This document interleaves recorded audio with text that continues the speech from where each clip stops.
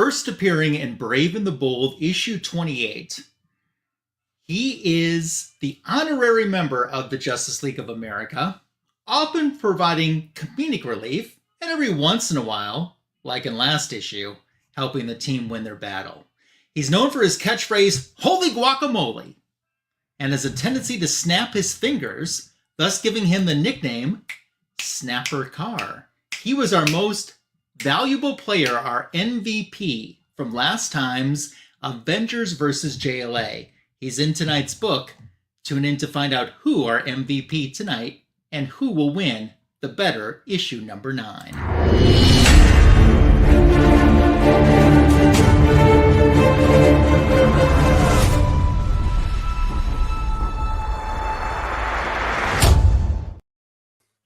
Welcome to another edition of JLA versus Avengers with myself and John's Comics with Kids. How are you tonight?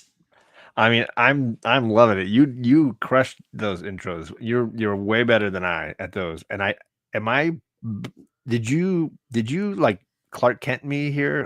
Did you jump into a phone booth and switch shirts when I wasn't paying attention? Because I somehow totally missed that moment. This was not on in backstage. Okay. It was like you went to a Reba McEntire concert. There was an instant costume change. You like jumped into a phone booth when I wasn't looking, and then came flying out. Yeah, that's kind of how it went.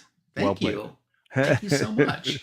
We're back for another edition of JLA versus Avengers, and from the moment that we created this show together, tonight's issue is the one that I have looked most forward to out of all of the Silver Age stuff. I know why. You've been making the Wonder Man jokes.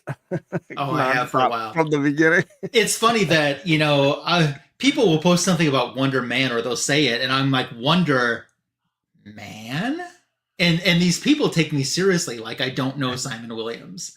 And I do. And today was my first ever on Instagram Wonder Man Wednesday post, and it did not feel right. I know you said that. Yeah. It didn't. It didn't feel right at all. It's a big step down. Let's admit it. But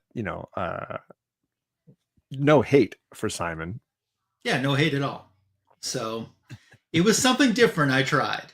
Will I ever do it again? You'll just have to watch my IG. Incidentally, next week on my Instagram, I will hit post number 1000. Ooh, nice. Which will be marked with a comic book so rare, nobody else has one but me. And it's a real comic book. It's not just a mock comic book. It is a real comic book, a real published comic book. But this variant, and it's not a sketch cover, no one has but me. I'm going to look forward to it. Yeah. We have the Earth's not the Earth's Mightiest Chatters, but our roll call tonight to see who's in our live chat. If you're watching on the rewind, thank you so much. Starting with my co-host, John's Comics with Kids, making a very valid point tonight. Don't forget, chat friends, we're going to need you to help us vote all night long in several different categories. It's not a John versus Ryan show. It's not even a DC versus Marvel. It's not which company's better. We're going to look at issue number 9. We're going to throw different topics out there, and you're going to help us decide who had the better cover, who had the better art, who had the better story, and then at the end, who was the overall winner too. So we're definitely looking for your help tonight. Matt and Clemson is here to help us out. We appreciate you being in the roll call tonight. There's some love for the shirt that's going on. Of course, if this channel ends up getting rebranded, I will have to get either a marker or a new shirt. Yeah, get some blue painter's tape and just right over the top. Yeah, we have JP Budget Collecting here. Disappointed that there's no Cyclops in tonight's show. He is always upset about that. Yeah. Yeah. And Tony is here, our old Wolfie. Thank you. Thank you, thank you, thank you.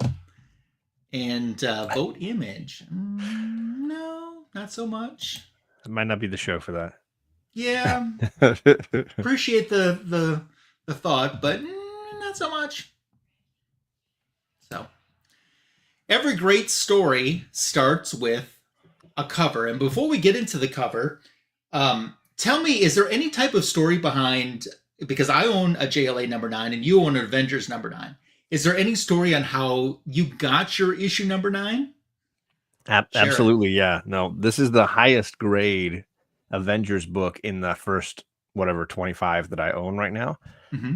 And it came about because of comic community member TJ the Slab Dragon Yeah. Watson. He sent me an AOK of a few different books, and he had purchased a lot of them. The group of books he sent me, a lot of them had come through a collection that a mother and a father were selling. Their son had passed away, and had been an avid collector and taken really good care of his books. And TJ bought them all, and the books were marked with little colored circle stickers on the back to denote the importance of the issue and those kinds of things. And so they meant sentimental value to TJ. And when they came to me, I've tried to keep those stickers on the raw copies when I got them. But TJ was very adamant that the issue number 9 of Avengers, which at the time might have been the earliest issue that I had, he said that should be slabbed. It should get clean pressed and slabbed. So it went out from me to CGC in the second round I did of slabbing. The first round that was not like modern books, it went out in that set, and I got it slabbed for him. Wow, that's a great story. My story isn't nearly pulling as many heartstrings as that, but I got my issue of number 9, which is a key in the Justice League. So this one goes a little bit higher than some of the other volumes that we've reviewed. And I got this, I don't know, maybe 4 or 5-ish years ago or so. And I got a really nice copy of it. I mean, I think they called it a fine minus. It definitely is that, if not better, but I think they were conservative in grading, and I got a very fair price on it. And at that time, I was not thinking that completing the entire Justice League Volume 1 collection would be something I'd ever be able to do. That was not that. It just was, here's an opportunity to get this book that I never thought I'd own at a really good price I could actually afford at that time. And I, unlike many of my X-Men decisions, I was smart enough to say, yeah, I need to pull the trigger on this. And that's what I did. Sure. So that's the story behind mine. Every great book starts with its cover. And I'll go first for tonight's cover. So we got the origin of the Justice League as told in this issue. As you can see, this is a pretty nice copy. It's beautiful. Yeah. Good colors. There's a comic store near me that I haven't looked for a while, but for the longest time had this comic book on their wall because it's a wall book. But the weird thing is the way it was faded, Flash was not even pink, he was almost white. But everyone else, they weren't bright colors, but everyone else didn't have the discoloration. Not even like funny. Wonder Woman I heard the red on her or over here. Was it distinctly all the way across that side of the book, like the trade dress and the grass on the ground? Was it like it had just been catching the sunlight? Yeah, I think it was. Yeah. So, and even that copy, which didn't look nearly as nice as the one I hold, they were asking over double for what I ended up paying for this. So this book just came in at the right place at the right time. Everything just, sometimes I say you don't find books, books find you. This one found me. Nice. And this is the cover that we have tonight for the Justice League with their origin. Yeah. So this one is, I would say, one of my favorites in the first 9. That one, the Justice League cover, I like it a whole lot. I think it's dynamic. I think it makes you, it like we often say on other shows, makes you want to grab it off the shelf and read it because you're like, what is happening? And then on top of all the great artwork and the mystery of what's happening on the cover is the origin of the Justice League in the letterbox or in the little box there. This cover has all the right moves, in my opinion. Yeah.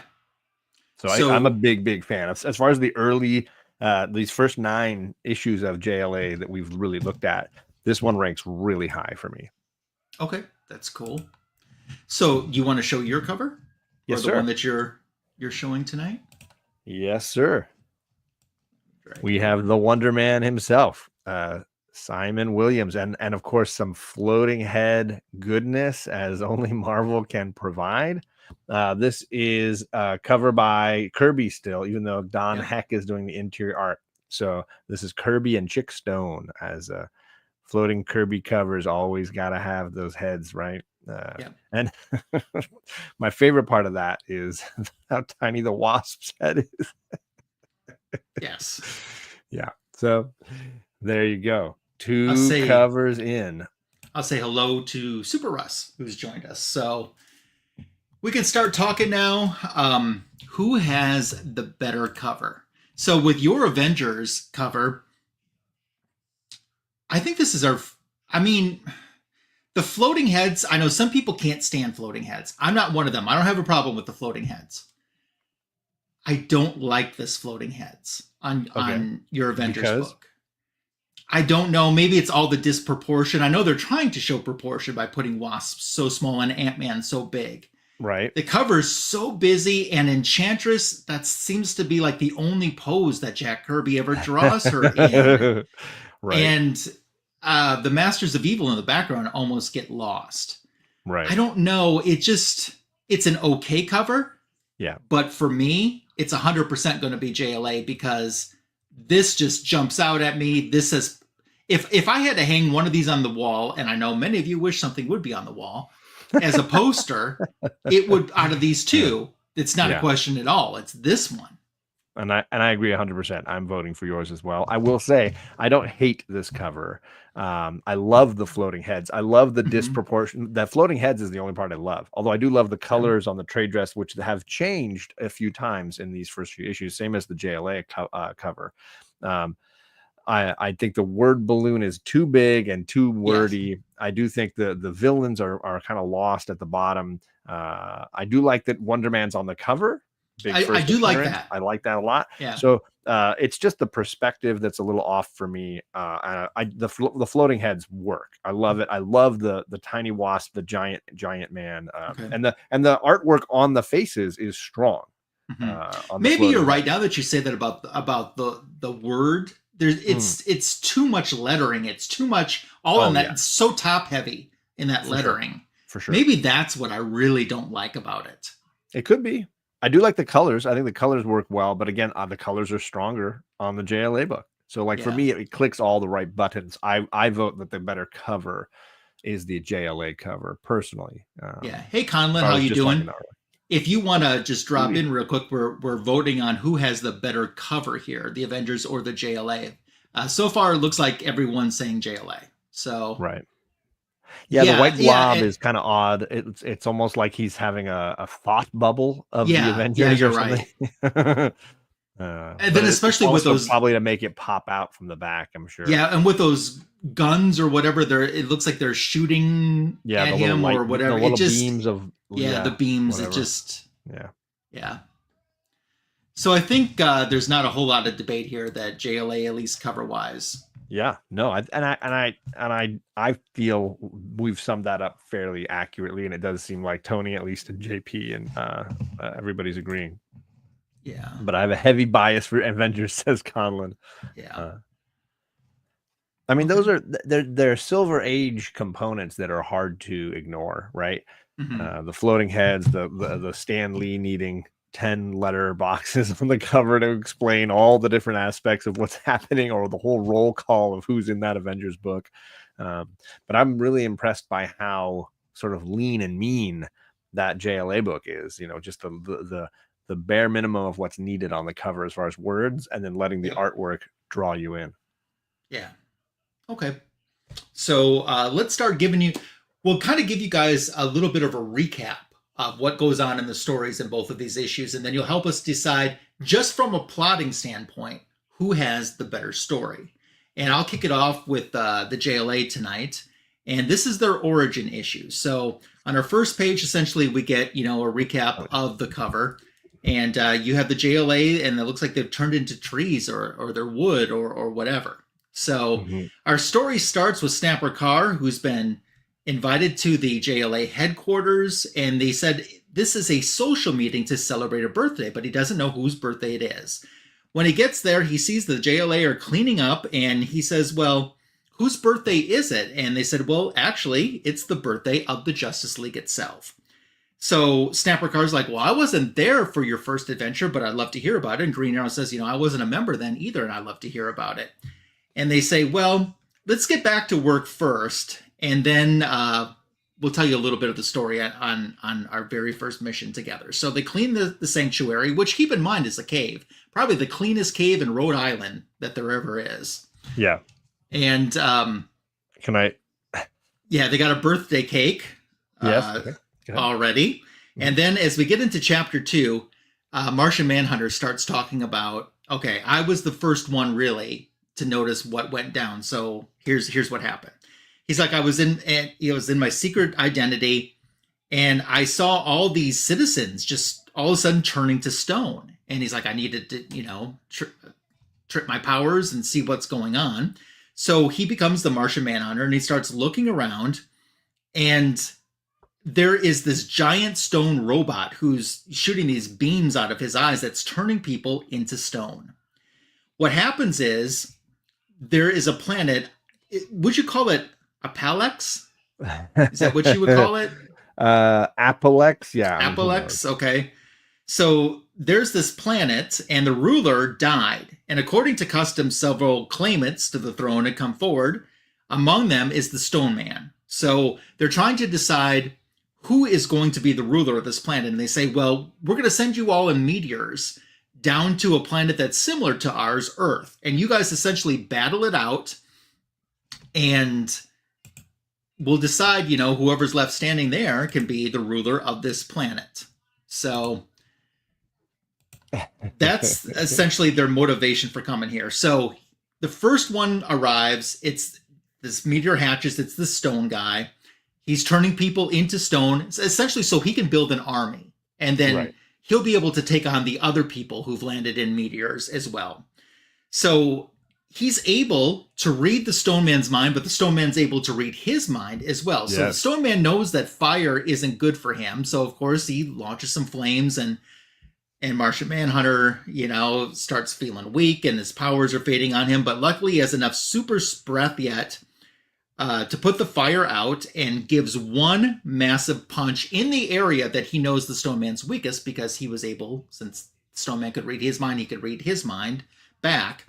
And when he did that and knocked the Stone Man unconscious, it freed the citizens. Now, he did learn of one meteor that hasn't been hatched yet, and no one's emerged from it yet. I believe it's in Carolina. So he decides to head there. And as soon as he gets there, he gets helpless. He can't move. And it looks like he's starting to become a tree. No. Now, I know. If only it was Arbor Day. Up next, we have Aquaman, who's telling his story. There's fish in the ocean that are starting to turn to glass.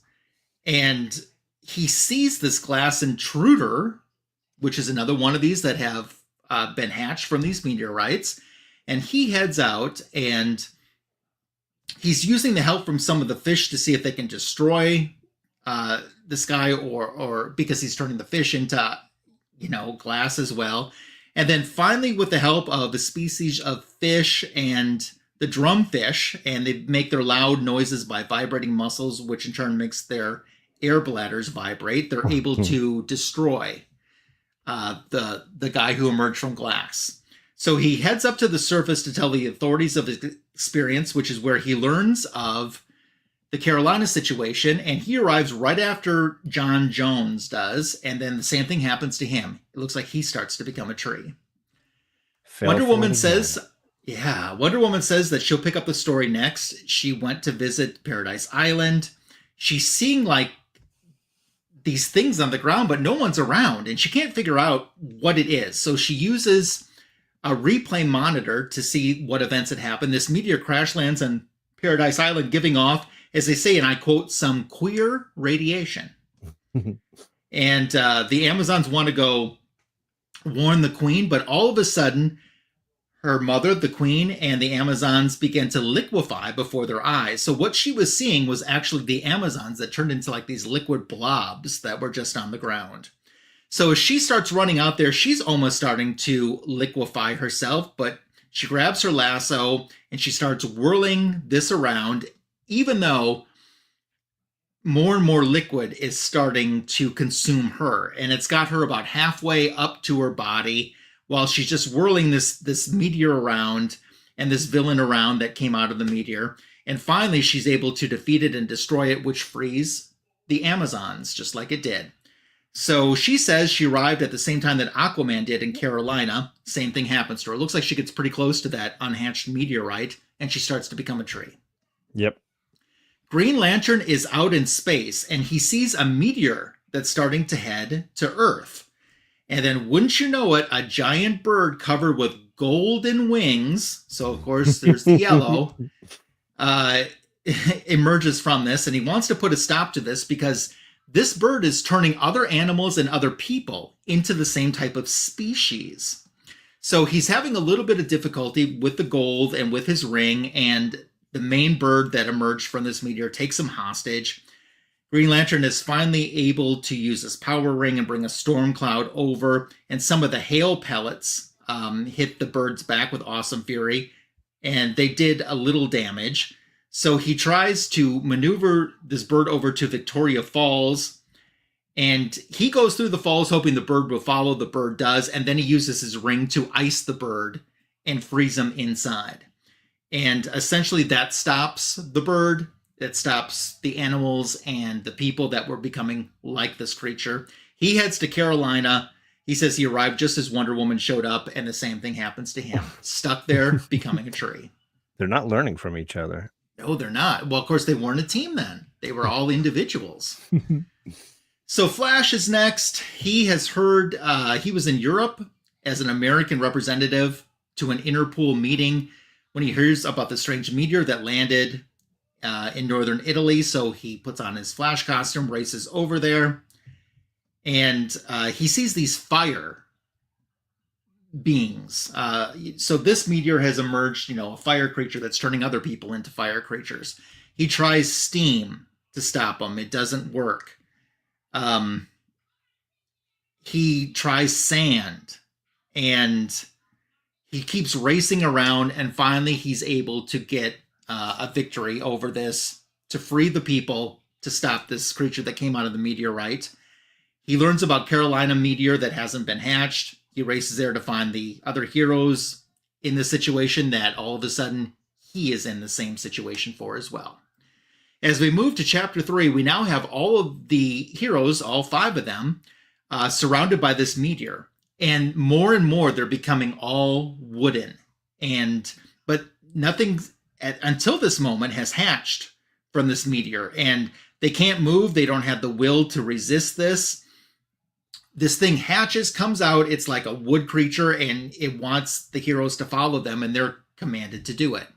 Aquaman gets the idea that he's got enough thrust where he can maybe, knock on Green Lantern's hand on the wooden outside, wood to wood, and maybe bust open a little bit so the power ring can get through.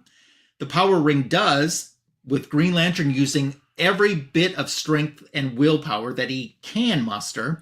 He's able to free the head of Martian Manhunter. Martian Manhunter uses his super breath to blow Flash into Wonder Woman. Wonder Woman falls in line with the meteor, and she's got the best exposure of all of them because exactly one side of her body gets free, and it's the side that has the magic lasso.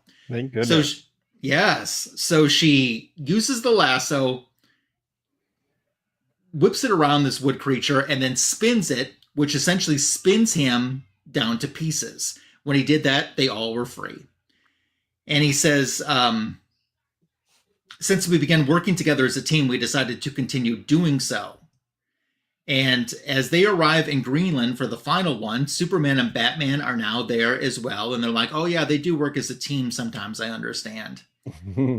And there's a kryptonite meteor, of course, and Superman feels powerless. Batman is having problems. His hands and legs have turned to solid diamond, so he can't even barely stop the bat plane.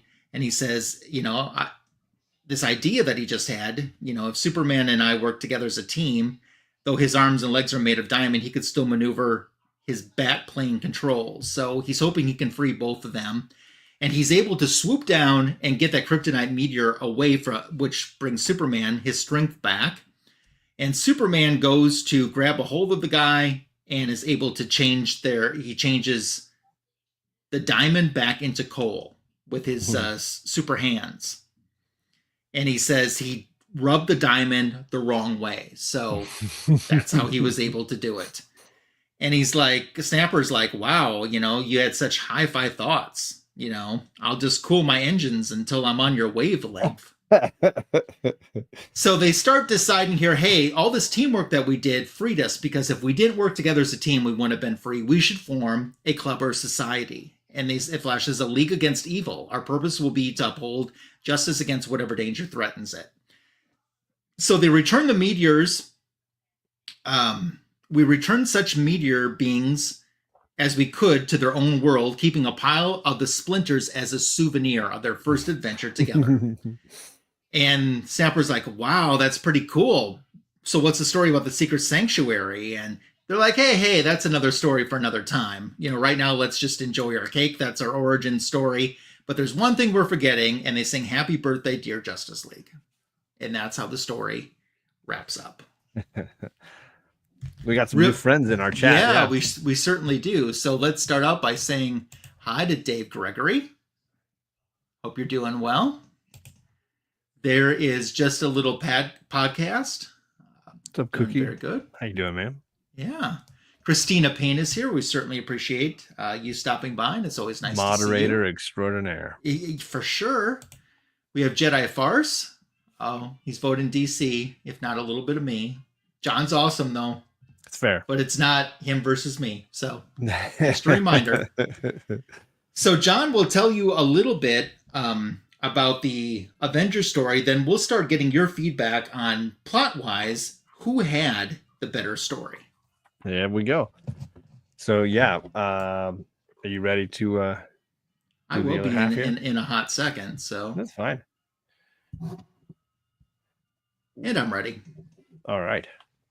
So this one kicks off with a splash page looking at kind of what's ahead for us and reminding us a little bit about what's going on in the mind of Steve Rogers regarding characters like Baron Zemo, who he has a lot of regret about how things went down during World War II.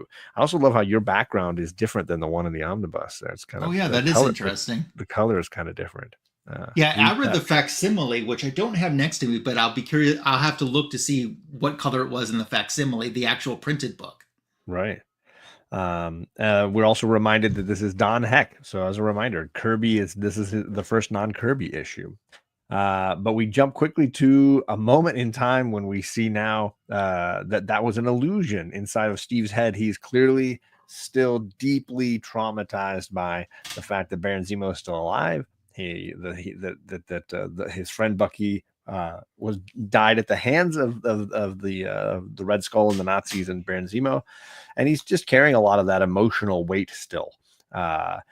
Meanwhile, we see the villains that we dealt with in the last book.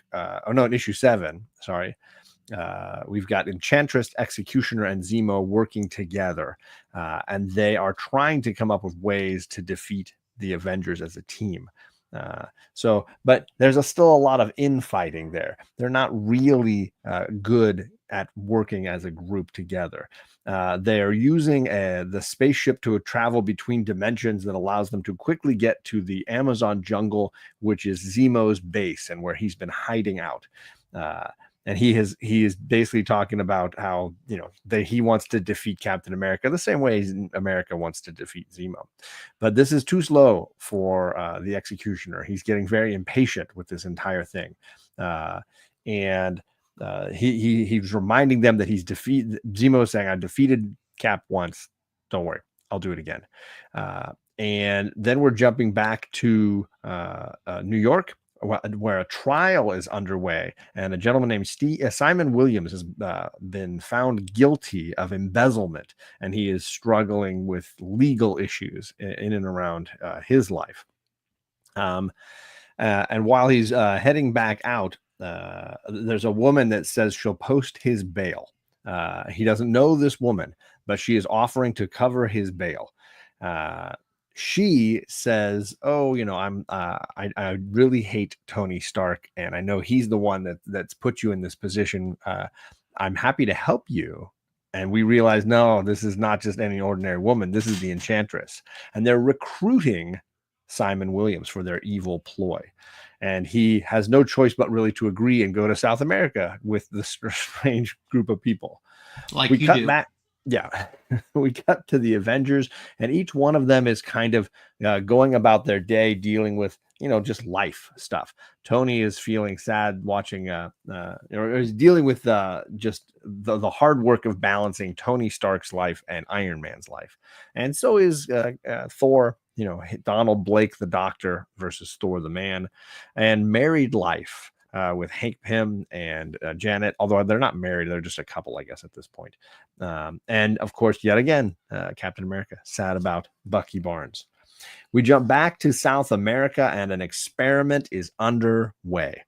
Simon has now apparently agreed to be put under a science experiment after just a short period of time of knowing these people and being taken to South America. Now they're all wearing new costumes. He's okay with all of this. They're going to give him superpowers, and they zap him with this machine that's going to apparently increase his size and his strength and all of his muscles and make him impervious and invincible. And they test him by hitting him with saws and laser beams. And they're just like, wow, he is really an incredible hero now. Let me shoot him. They shoot him with bullets, and the bullets bounce right off. And of course, instantly Enchantress is like, well, all right, he's kind of handsome now. And they get him a costume that's quite hilarious and ridiculous, and they take him outside to see what he can do.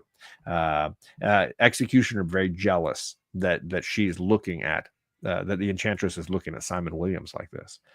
He rips a giant tree out of the ground, and he smashes rocks, and they give him these little rocket boosters on his belt, and he can fly around. And all of this impresses everyone but the Executioner, who asks for a battle between the two of them.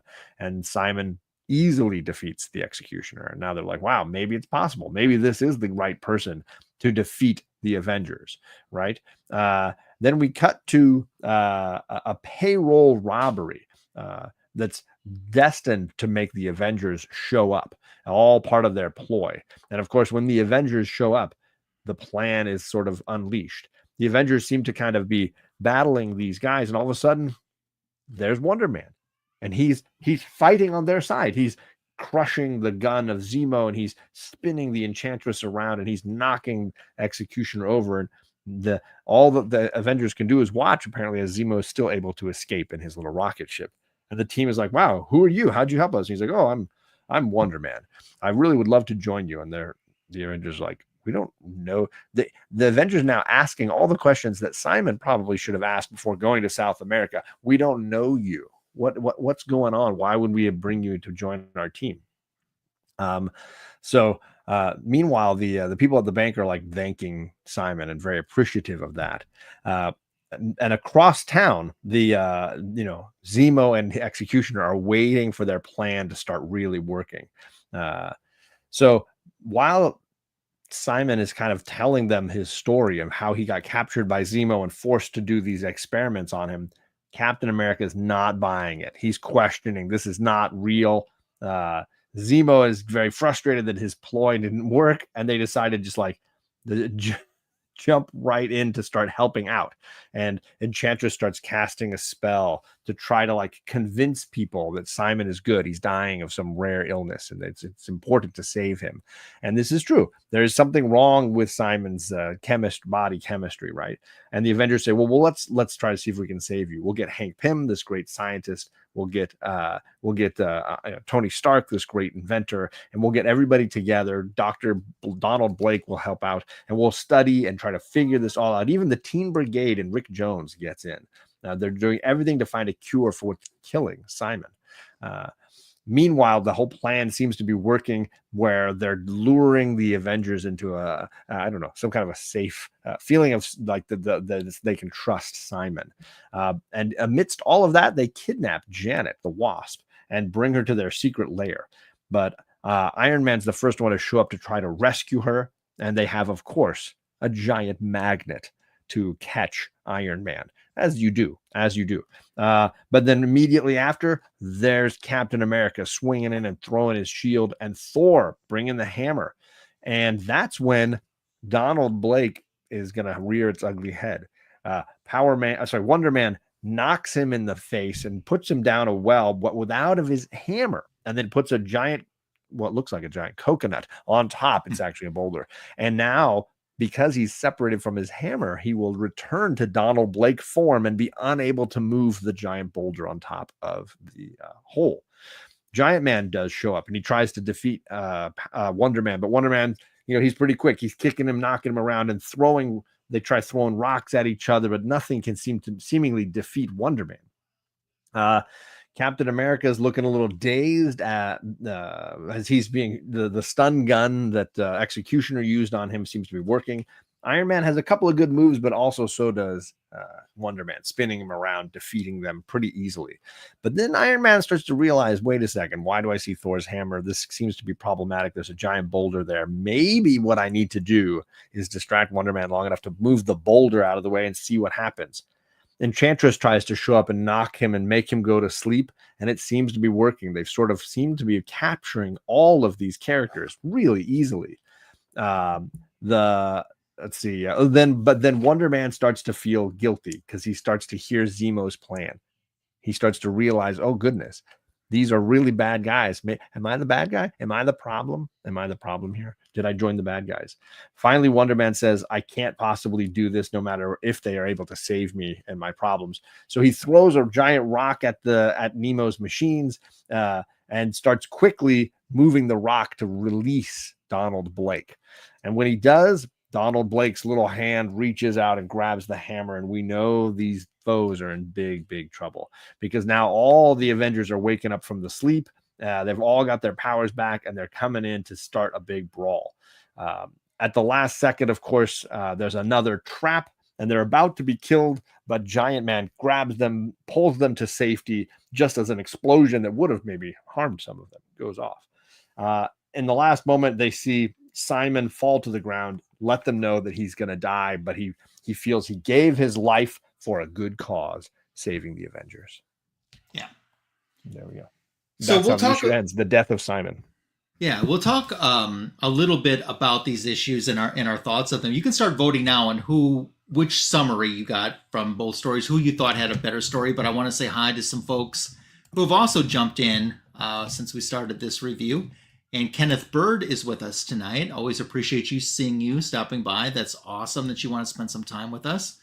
We have Tim the comic collector, who I heard went to comic book store today and came back with like a short box. Oh, I heard. Exciting. Yeah, Bredazzle is here, which, of course, I love any name that sounds like Dazzler. It does. So, you're right. Yeah, it reminds me of that. Someone likes my shirt. It's George.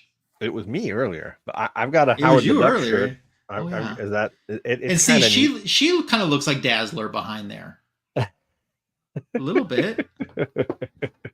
Yeah, and Christina's doing a good job with all the links, which we certainly appreciate. So much appreciated. So you guys can start dropping in who had the better story from what we recap for you, the JLA or the Avengers. What are your thoughts on Avengers, since we just did that? Not my favorite.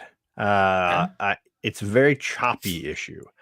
I feel like some important portions are skipped and other portions are repeated unnecessarily. I feel like Simon is not fleshed out very well. So overall, as a story, I was disappointed by what I got. We can get into artwork later, and I will say I mentioned to Ryan while I was even reading this that I was excited and enjoyed what Don Heck brought to the pages. So the panels we get, I feel, are strong, but I do feel like the adjustment, maybe the shorthand that Kirby and Stan Lee shared has not materialized yet for Don Heck and Stan Lee. And so as a result, I think there's some choppiness to the read for me. Okay. This was my first time reading this story. for tonight's episode. I was definitely familiar with the cover, familiar with all the characters in there.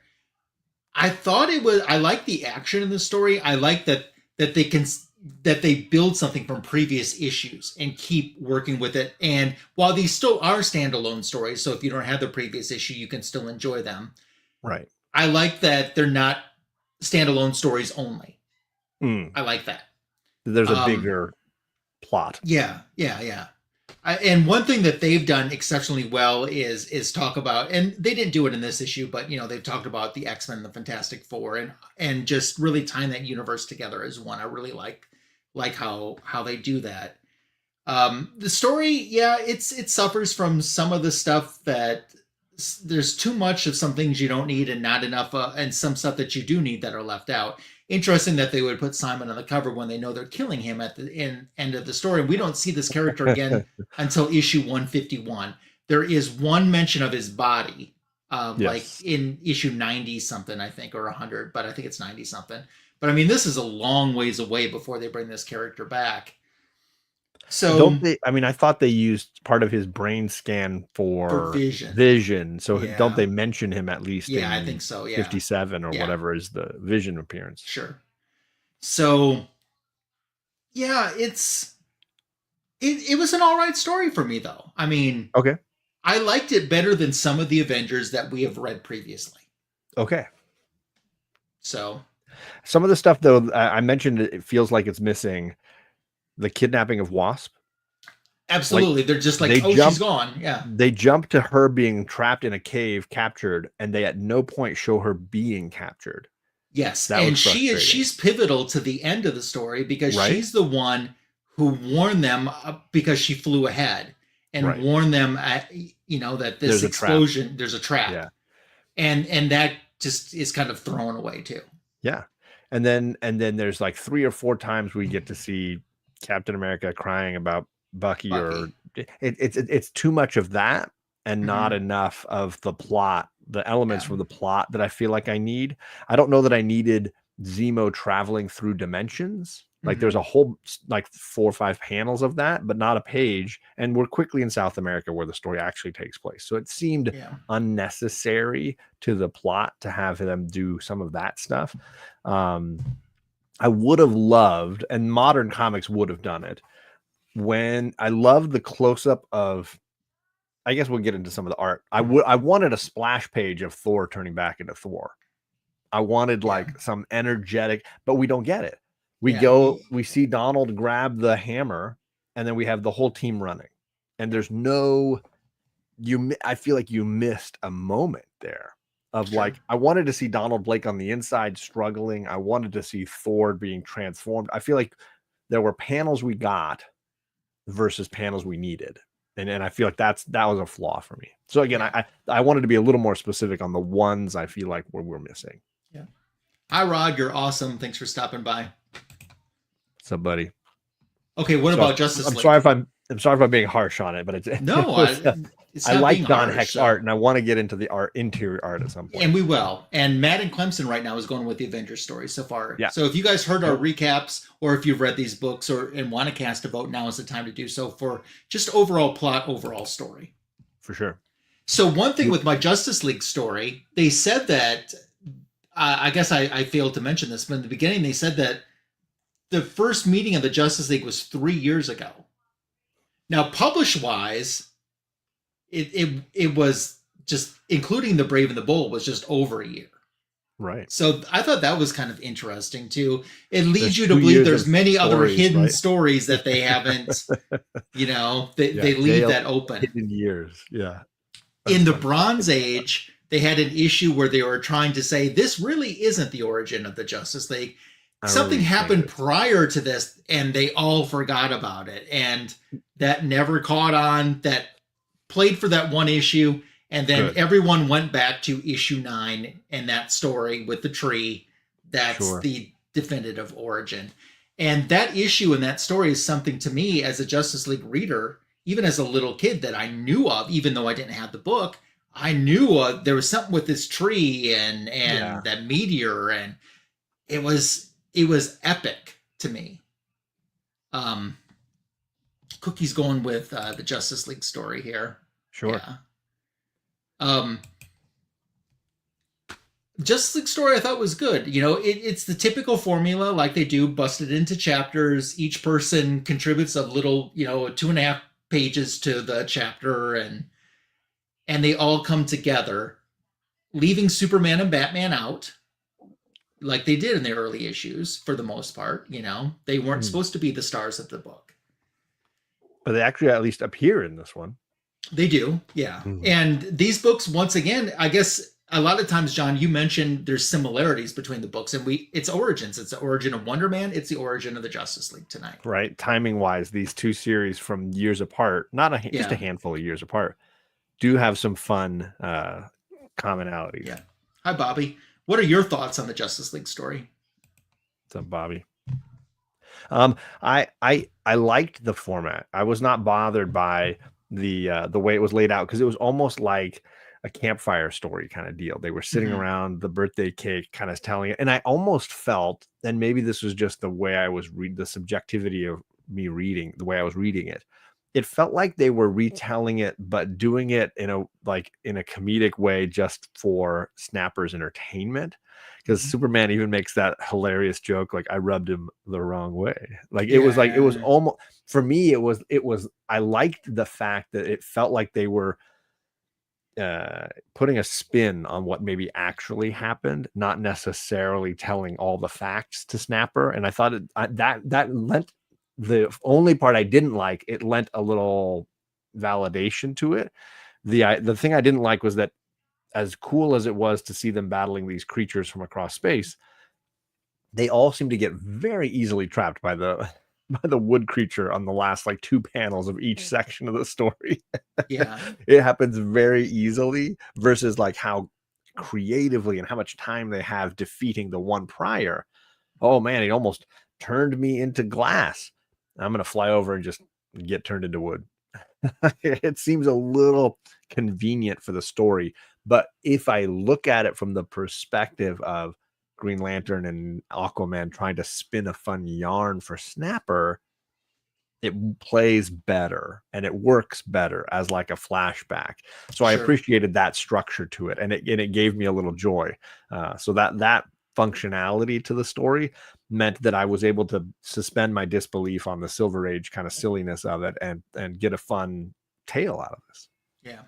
Signature King has joined us too. He's voting for Tony? Justice League. How you doing? So where are you going? I think I know, but what are you picking for story? I'm definitely picking JLA on this one for me. Just the joy, the fun, the logic of it, the pattern, the way it plays out. There's a nice structure to it. It all kind of just worked. I'm not saying it's like a perfect anything, but it was a more smooth, enjoyable read by comparison for these 2 issues.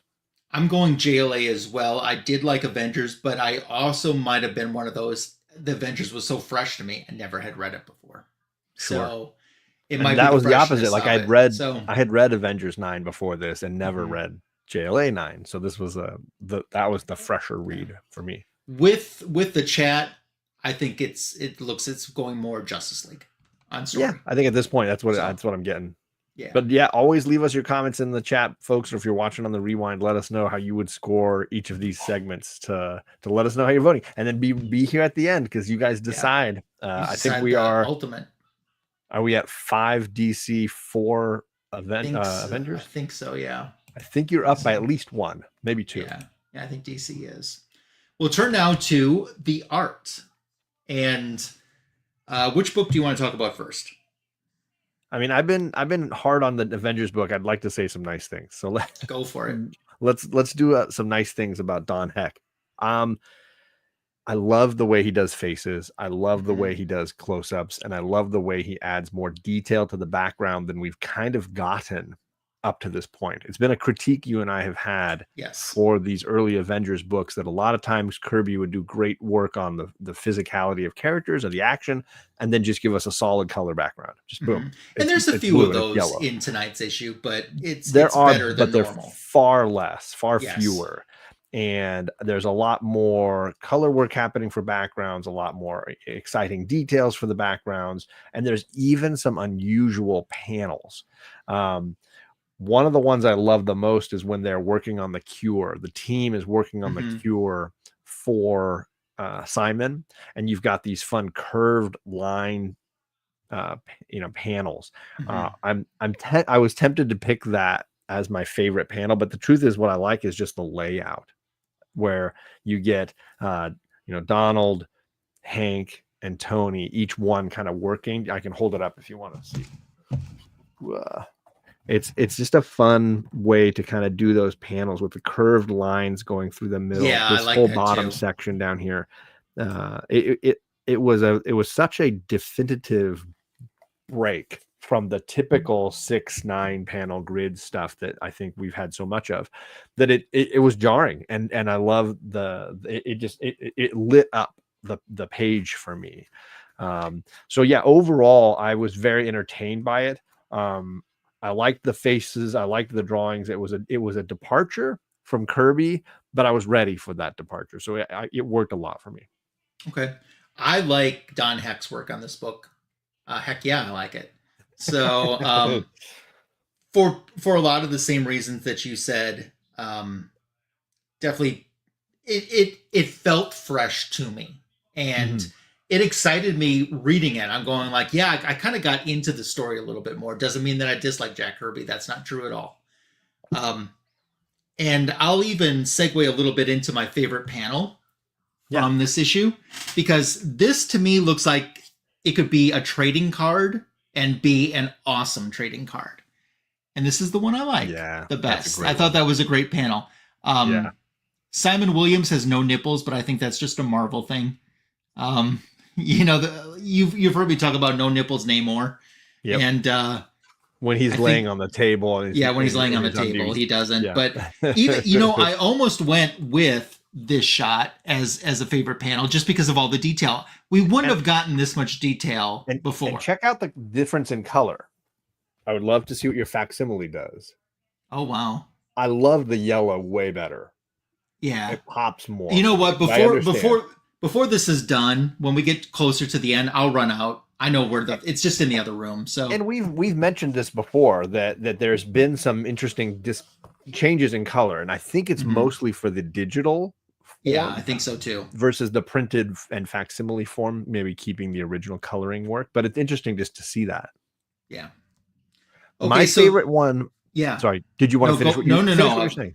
I was going to say, go ahead and share yours. My favorite, as much as I complained about seeing Captain America always pining over Bucky, I love this early panel of him like holding his head.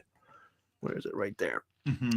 With a little simple background, but Thor kind of, looking over him, the detail in his suit, the expression, the weight of his head in his hand. It gave me the right emotional feels, and it might have been why later on I didn't need to see it again. I felt like they had hit the nail on the head, and I didn't need another reminder that he's thinking about Bucky. In fact, the second time it happens, it's so much weaker. This by comparison is so flat. I mean, I don't mind the faces are really strong, but notice there's no like emotion in his face. And the scene has a far less emotional impact versus the one with his head in his hand. I don't know. It worked a lot better for me. So that was my favorite. Although the Tony Stark or the Iron Man drawings are all really strong in this. They are. The way he does Tony's suit really it struck a strong chord with me. Okay. What about Justice League? Yeah, I mean, it's been such a consistent book. The artwork, it's very consistent. Same creative team from the beginning. So right. Gardner Fox, right? Isn't that yeah. Really bringing Gardner Fox. Yeah, Gardner Fox is the writer. Mike Sekowsky. Oh, Sekowsky. Sorry. Yeah. Really consistent in diversity of layouts, long and skinny panels. Sometimes 6-panel grids. Other times, there's definitely some that I like more than others. But I just think it has. It flows really smoothly. This book, panel to panel reading flows really well. I had no complaints. I feel like it's just strong. And I did want to mention something from the story side that I forgot to mention. You know, both of these books always have to have the obligatory random sexist comment thrown in there. Yeah. And definitely Wasp has a couple this time around where she's like, I haven't been taken dancing in weeks, Henry Pym. It's like, oh, good Lord. Meanwhile, and Enchantress had one. Yes, she definitely had one. This one has, we all agree Wonder Woman is the boss when it comes to cleaning time. Yeah. And they've got her in an apron. I like that they're all helping to clean. In that way, there's a gender neutrality, or there's no disparity. But she's like the one in charge of cleaning the house. Is kind of irksome to me. Yeah. They say the phrase, while we don't have a permanent chairman, when it comes to cleaning time, we all agree Wonder Woman is boss. It's like, come on, man. You gotta like. I know that they weren't going to like make one of the men the boss of how you clean the in this day and age. You know who's cleaning the Justice League headquarters. I was just like, come on, just don't even say it. Just don't even say it. Why not just say, hey, we got to get back to work and clean up for this party? Like, I don't know that we needed to put somebody in charge of cleaning. What were your thoughts on the artwork for this issue? It's consistent. I mean, there's nothing here that surprises you if you've been reading this title. It's good. It has been good. It stays being good. The thing that surprised me the most when it came to this, and this might sound harsh and it doesn't mean to be sounded harsh, I had a hard time picking a favorite panel for this one. Because there wasn't, I thought everything was good, but there wasn't just one that just so much jumped out to me. Yeah. And I had a similar problem for sure. It all was good. I mean, I don't know. So what did you end up going for favorite panel? I went with this, one of the waterfall Green Lantern drawings. I loved this one. Oh yeah, that's pretty cool. Where his wings are starting to come in. They use black, like the black shadow of the winged creature, and also half of his body has got the shadows, and then of course the line work with the waterfall. Really exciting, really exciting, and it lent a good visual to a really dynamic sequence. Okay, so for me, like I said, I didn't know what to do, so by default I just went with a Wonder Woman one. She had a lot of good last. I do want to say that I haven't picked Wonder Woman a ton for favorite panels. I think maybe one other time I have. Nobody would hate on you for doing that if you had. It's this long one here. The long one, yeah. I thought you might like that one. Yeah, I like that one just because it's a little bit different. Yeah, it's exciting for sure. So here's what I will say about the comparison between the two. Okay. Obviously, I was very pleased by Heck taking over. The only downgrade for me is if I'm just grading on how it reads as a book, panel to panel, the storytelling with the art, that's where Heck fumbles a few different times and Sekowsky doesn't. So in that way, that was the deciding factor that made me choose JLA in this particular instance. I think what the Avengers book has is the higher highs, but it also has the lower lows for me. Whereas with the Sekowsky book, the artwork is consistent and flows beautifully panel to panel for me. Yeah. And that's the stronger argument for me in the end. I like the art in both. I think Don Heck is going to give this art category a great run in the future. When we start talking about this category, I'm still going to go with Justice League, but I really did like the Don Heck Avengers art a lot. So sure. Anyone in the chat want to chime in before we move on to our next category? We showed you some panels. We showed you the interior artwork. Let us know. Do you have a favorite? Is it the Sekowsky JLA? Is it the Don Heck over on Avengers? Who you going with on the art side? Yeah. Before we get to the category that's the hardest one for me every time, I feel like. Yeah. These last two categories kind of were similar, and for me, I'm like, sometimes there's a clear-cut winner, and sometimes there's a great comedic answer for it. Oh, yeah, which is always appreciated. Not so much for we're going to get ready to do MVP, and not so much for Bobby saying he owns both of these, by the way, which is awesome. I don't know that I've that's met great. anybody who owns both of these except Yeah. for that guy right there. Well, I own a facsimile and an I'll original. count it. I'll count it. Okay. I guess COZ does count it. So it should. Yeah. Okay, Matt's gonna go for Avengers. Okay. So Avengers in the lead because Bobby was non-committal. Yeah. Does that kind of tie it up? I mean, I don't know because we only really count the final so. category as the end all be all. True. Right? Okay, well let's move on because I appreciate hearing from people. Yeah. Yeah. Who is the MVP in these issues? We were just talking about Justice League, so why don't we just stay with Justice League to start out with? Who's the MVP of this story?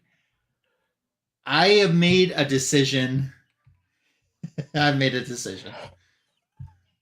So, well, your ambivalence means I'm going to jump right in and say something. Okay, go ahead. I think both of these issues highlight the fact that at this stage, and here at issue 9, they've done a really good job of making a well-rounded story with a lot of things for all the characters to do, which for me meant that it was even harder to pick an MVP because everybody did something and nobody outshined anybody else in either book, like significantly to a significant point where you were just like, oh, no question, it's Iron Man or whatever. Like, for me, both of these issues highlighted how evenly they were utilized in these particular issues. And that was my struggle as I read them. I was like, oh, who? Nope. This person does something good. Then this person does something. It was not so simple for me.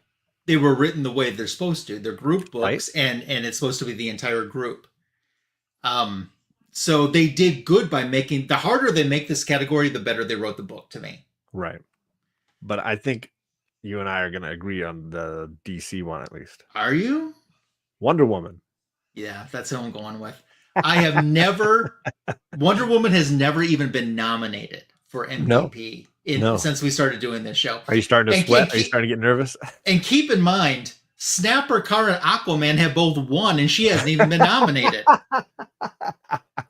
Shenanigans. It's Wonder Woman because it is a little bit by luck, but by her being able to use that lasso to whip around that wood creature, and destroy him, thus she not only provides the mean, although she had help getting to that point, I'm not denying that at all. No. But she essentially saves everything, but she also, by collecting the chips of that wood, has the reason for Snapper to ask about the story and what she's doing. So, yeah, Mommy-O. I totally agree. Yeah. Wonder Woman for MVP.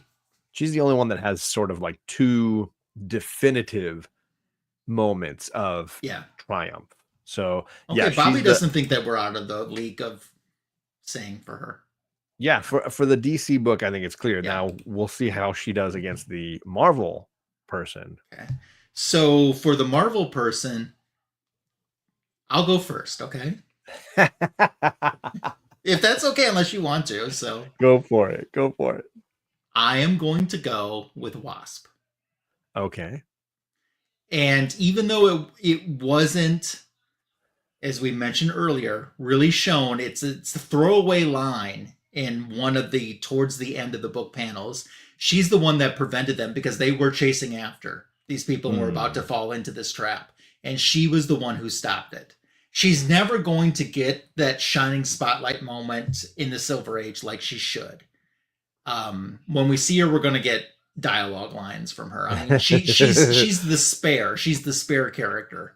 But really, to me, she's the one that I'm going to go for her. I would have gone for Wonder Man had he not been utilized again for such a long time. Yeah. What do you think? I was going to pick Iron Man. Okay, why? I liked that Iron Man at the beginning, he's the one breaking down the science to try to cure and help. He's working with the science side. I like that he in the battle with the villains at the end, he seems to be the one, despite the fact that the magnet works on him, he breaks free of the magnet and gets right back into the fight. He's not Donald Blake down in the well, like Timmy stuck in the well, or Giant Man, who just sort of vanishes for a big chunk of the fight. He's the one that goes round and round with Simon the most, and he's the one that realizes I need to free Thor from under this rock. He's the one that's trying his best to do that, even though Enchantress does get him in the end. So for me, it would, you could easily sway me at some point. See, I like that Bobby is going even more than just the issue. He's like, he's going to turn out to be the Beast's best friend. I was torn between a lot of them. I mean, Captain America is the one that realizes right away that he's being lied to by Simon, and is like, this is baloney. Like, he sees through the lie. But he's also the one that is so erratic in this issue and just so emotional. Steve Rogers is deep in his feels, gang. He is way deep in his feels. So I ended up dismissing him as an option. I keep waiting for Rick Jones to go file some restraining order against him, because Rick Jones keeps thinking that, Steve is saying, you look like Bucky, you look like Bucky, you remind me of Bucky. I guess the thing I was holding against Wasp was that she got captured off screen so easily. But the reality is, at the end of the issue, they all get captured. So it's not like she's got one up on any of the other members of the team, because they all end up getting captured, even though they know what's going on. The Enchantress gets one of them. Thor gets stuck in a well. He needs Lassie to come rescue him. So the deal is, and I'm just gonna, you can tell that you and I are such good friends by what I'm about to say, because I'm just gonna be so honest. The thing is, if I sway you to Wasp as the MVP, then it's Wasp versus Wonder Woman. Wonder Woman's going to win, hands down, easy, no peasy, and I'm happy. But if you turn me to Iron Man, which you could, because you did make very valid points, then I've got a harder fight at the end. So you're trying to hamstring me so that Wonder Woman comes out the win. Of course I want her to win at some point, and she hadn't... but that's not really what it's about. But then let's take this to its logical conclusion then. Clearly what we're saying is, it doesn't matter who we pick.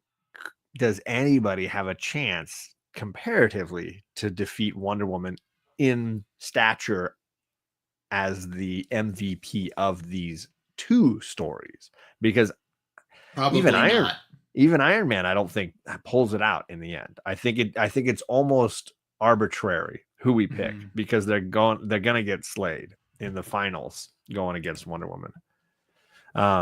Even Wonder Man is an interesting thought, but the truth is, he spends the whole story as the villain doing really bad things. He sacrifices his life, and in that sense, you could argue that that's worthy of being an MVP. But they wouldn't have been in this scenario in the first place if he hadn't been embezzling money and getting under his head.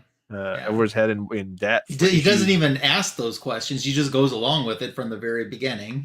Take me to South America. You bailed me out of jail, and I'll go fight Tony Stark and whatever else. It just seems like he is very unworthy as well. So I think in the long run, we've come to the conclusion that Wonder Woman is the MVP tonight. Yeah, I think it doesn't matter who Marvel sends to the finals. It's not going to be good enough. Finally.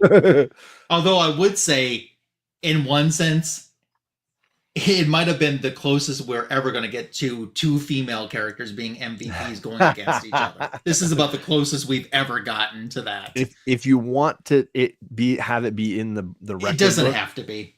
So. No, it's fine. Okay. In the record book, we can have it be a Wasp Wonder Woman matchup, because I don't know that she's ever going to get a shot in the rest of this omnibus. and I mean, the thing is, like we said with Wonder Woman, she's never even got a nomination until tonight. Well, now she's got the W, huh? Yeah, she's got the W. She just needs one more. I mean, like I said, I sit here and I go, our very first show, Aquaman, became the MVP. Who saw that coming? Not You me. know what I mean? All right. But the good news is I get to give a little Wonder Woman intro next time on That's my right, channel. you do. Yeah. And you're gonna miss out on it because I get to do it. Yeah, you get to write it. So you have to practice that one ahead of time because I'd be watching. I better get good. So now is the point where you guys in the chat start throwing out. You've heard all of the cases of all the different categories. At one point here in the next few moments, I'm going to go get my facsimile to look at colors just for the fun of it. Since Sure, no, of course, yeah. Who is the winner overall tonight? Yeah, chat, let us know who you pick, Avengers or JLA. We'll give you our thoughts and we'll tell you who we would pick. But this is when your vote matters. I can even put a little start line for us there so we can keep track. Right. But you are the ones. Jackson Roy Kirk. You are the ones. Cliff is already first in Cliff the chat. Cliff is here. Ooh, 2 JLA votes right off the bat. Yeah, and Matt's even voted for Avengers in different categories tonight too. Yeah, so it was the. Can you handle the chat for a second if I just go grab that facsimile? I'll give my spiel, but I'm picking JLA as well. So I will. I'll let the chat know. Yeah. So it's been across the board so far for me tonight. The art and the story flowed really well. The structure of the story, Sekowsky's was solid.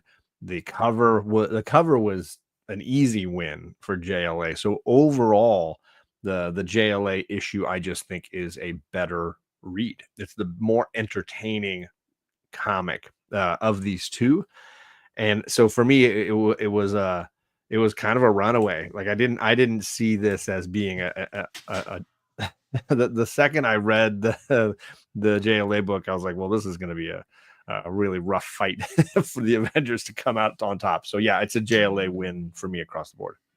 Okay, so both these books, obviously, origin issues. It's tough when you have the origin of a team with iconic members going against a brand new character, even though, sure, you know, with time, it's a character we've come to know. But it's the JLA book tonight. It's just, it's an iconic book. That book and that story feels like DC history. And DC did a great job of incorporating it into their history. Yeah. And for that reason, yeah. Hey, Joel, how are you doing? What's up, Joel the Geek? Yeah. So Bobby, I didn't see Bobby vote, so I know he says he owns both of these, so maybe he's feeling divided loyalties. We got Cliff and Matt both picking JLA, so it seems to be a runaway in the chat. Yeah. Who is the better comic? Not more valuable, but just better. Okay, so I opened up the facsimile. Okay. And yep. So it's like the omnibus. So with the yellow for that. What about the spread page or the splash page at the very beginning? Yep. Oh, Bobby's going Avengers. All right. It's going Avengers. Oh, say hi to your nephew. Oh, that's it. Wait a second. Show that again. Oh, okay. For a second, I thought it was a yellow background, but it's the blue and white that I've got versus yours was a very green. Yes, mine was green. Yeah, that's cool. Yeah. So yeah, I think we've noticed now that the color work in the printed versions for Marvel has one coloring, and then the app version is going to be a different color. So just something to think about when you're seeing them on the screen as you notice the disparity. I find that interesting because I always tend to think, well, they'll just take the digital versions of that to make the facsimiles with, but I guess they don't. Maybe not. Maybe they're scanning the original art and then coloring it digitally for the online version. Yeah. So far 2-1 of JLA in the lead, and I'll have to double check the scoreboard, but I think it's either 5-4 JLA or 6-3. No, sorry, it's 5-4. No, because it was this is issue 9, so it would have been 5-3. 5-3, yeah. Right. Coming into tonight, it was 5-3 JLA because it was 8 points, right? Yeah. So it wasn't an even split. It was 5-3 JLA. So this would make it 6-3 for JLA if this score holds up. Yeah. Very exciting. I wanted to tell people, 2 weeks from tonight, I will be hosting issue 10. The issue 10 discussion will be on my channel. at the second Tuesday in March, which is the 12th. So be back for more in 2 weeks when we dive into issue 10 as we continue the journey here. Yeah, we'll get into double digits then. Yeah, we're almost to 1 full year of these comics in publication. Yeah, we're to kind getting there. of see how that first year went. I'm kind of excited to look back a little bit. Yeah, exactly. So cool. I think we might have our winner tonight. I think so. Unless somebody else wants to vote and tie it up, or put the nail in the coffin of the Avengers tonight, it seems like it's pretty much locked. Yeah. Do you got anything coming up? Sunday is the Fanboys Live. Sunday, okay, check this out. Sunday, greatest DC comic show on YouTube gets even better. Number 1, Metarog. Ooh. I mean, that's powerhouse right there. Powerhouse guest. That's A-list guest. Number 2, giveaway Sunday night. Ooh. So those 2 events are happening this Sunday, nice. 7:15 Central, 8:15 Eastern on my YouTube channel for Fanboys Live. And yes, Joel, we're going to get you on that show sooner than later. So that's what's coming up on the channel. What's already on the channel, I have a new Teen Titans back issue of the week YouTube short for this week. And then yesterday I dropped a comic book editions video, which is an AOK from MegaCon from Bronze Age Brian. It's a classic legendary comic book creator autograph that's in my collection, plus some other books. Nice. Yeah. What about you? You always have stuff going on your channel, so... I've got a couple things going on. I know I've got a video that I dropped yesterday on Dr. Doom's appearance in Super Villain Team Up comics. You can see that short on the YouTube channel there. I've got tomorrow, I've got an absolute recap. I've read all the absolutes up through I haven't read the new Wonder Woman that's dropping this week. Because there's a 5th Wonder Woman dropping this week, but the Superman I'm caught up on, Batman I've caught up on, and I did the first 4 Absolute Wonder Woman. So I give my full recap on how I feel about the Absolute universe so far. And then on Monday I had dropped a video on getting my first Dave Cockrum signed comic, and you can check that out and see a little bit more of that in my playlist. And then Saturday night I'm hosting the next episode of my top 50 movies with my homies Carlito Classico and Mr. Gretzky.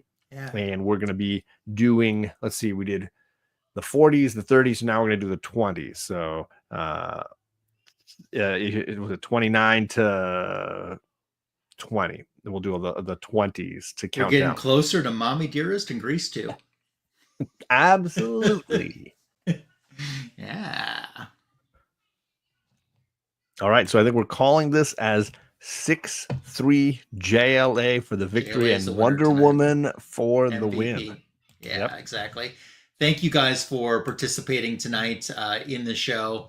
Always appreciate it so much. You are an awesome roll call. And if you watched on the rewind as well and didn't get to participate live, you can still leave us a comment with any thoughts that you had about the show or the different categories that we talked about.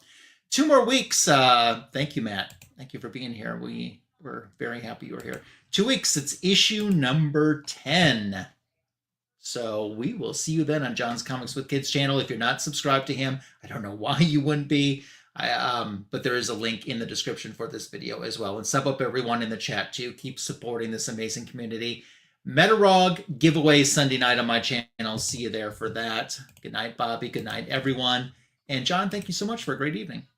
Oh, my pleasure. This is a whole lot of fun. And thank you, Christina, for dropping the links earlier. So they're in the chat if you want them as well. Yes. This has been JLA versus Avengers. Catch you next time.